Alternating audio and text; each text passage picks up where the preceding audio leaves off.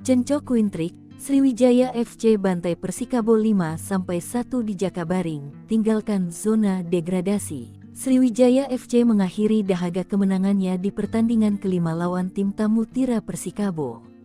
Cenco DKK menang 5-1 di Stadion GSJ Jakabaring, Minggu, tanggal 6 September tahun 2024. Cenco memborong 5 gol bagi Laskar Wong Kito, sementara gol balasan Persikabo dicetak Farid Sadat di menit ke-78 via titik penalti.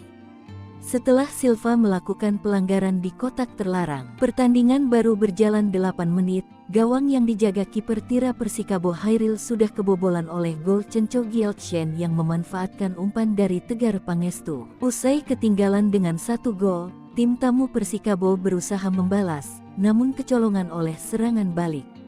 Cenco mencetak gol memanfaatkan umpan Bima Reksa di menit ke-17. Unggul 2 gol, membuat Sriwijaya FC makin percaya diri. Pasukan Laskar Wong Kito tampil mendominasi. Sebuah aksi cepat Cenco kembali berbuah gol pada menit ke-30. Berselang 4 menit kemudian, Cenco mencetak gol keempatnya memanfaatkan umpan dari Mandi Cingi di kotak 16 pada menit ke-34. Menjelang akhir pertandingan, anak asuh coach Henry Susilo tak mengendurkan serangan. Lagi-lagi Cenco Gyaltshen mencetak gol memanfaatkan umpan Bima Reksa.